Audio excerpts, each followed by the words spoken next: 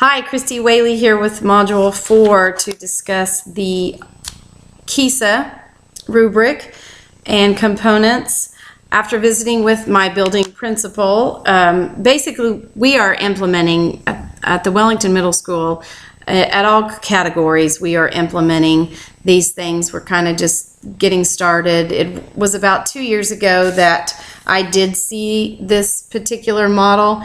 My principal at the elementary level had presented it to us all and kind of explained that this was the direction that our district was going and that the state was requiring, and this is what we were going to have to get on board with.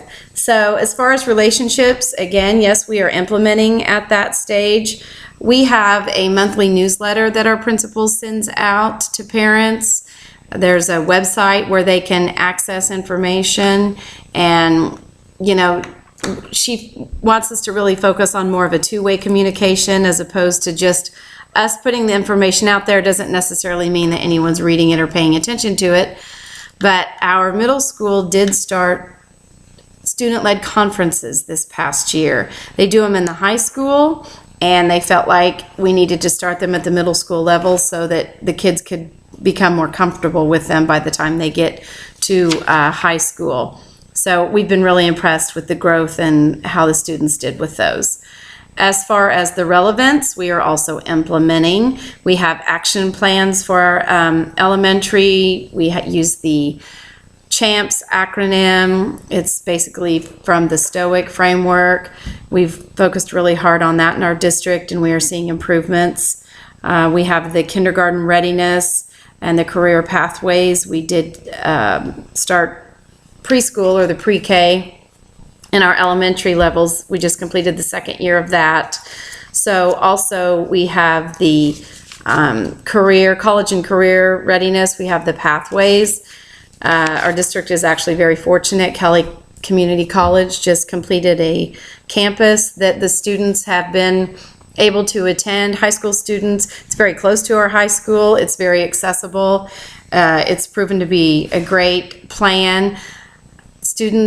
High school seniors can actually graduate from high school with an associate's degree in college based on these classes and trainings that are available for students. The responsive culture, again, kind of sticks with that college and career readiness. The pathways that they can do, there are several different. There's health and facts and business, and I know our high school has really focused on getting those aligned and available for students so that they can be successful. Some students aren't all college materials, so those trainings and courses that can aid them in becoming successful citizens in our community is what those are focused on. The rigor, for sure, principal felt like we are kind of implementing, maybe even into transitioning. Our professional development, we have several of those throughout the year. Our focus has mainly been on visible learning and designing those lesson plans that are specific, and so that the kids know why. Why are we doing this? How is this going to be purposeful for me as a successful individual? We've been implementing MTSS. We've got our MTSS down. Our social emotional, we really need to work on. We have a program that we use that not everyone absolutely positively loves, so we feel like there's certainly some things we can do to improve that. Myself personally, I feel like there are so many kids with social issues, especially at that middle school and high school level, at all levels really. But if we don't put some focus on trying to help that, then academically it's going to be difficult for them to be successful. So as far as my principal's leadership style, I certainly would say that she is kind of a democratic leadership theory. She has a shared leadership. We have building teams that she meets with regularly. And then, of course, she has the superintendent and the board that she has to answer to. So lots of communication and input from individuals around her. We have weekly team meetings that she comes into and is involved in. So I would definitely kind of put her at that democratic leadership theory.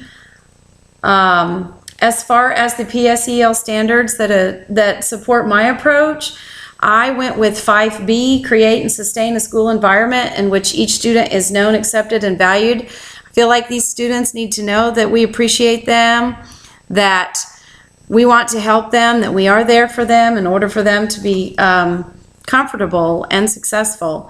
I also selected 8D, maintain a presence in the community to understand its strengths and needs, develop productive relationships, and engage its resources for the school.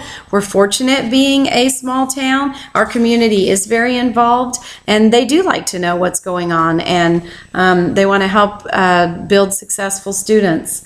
And finally, my last one was 9C. Seek and manage fiscal, physical, and other resources to support curriculum, instruction, and assessment, student, learning, community, professional capacity, and community, and family and community engagement. I put a big underline under that. I think that's very important. Again, it kind of goes back to that social emotional thing where I feel like you got to fix that before we can really get them to be successful academically.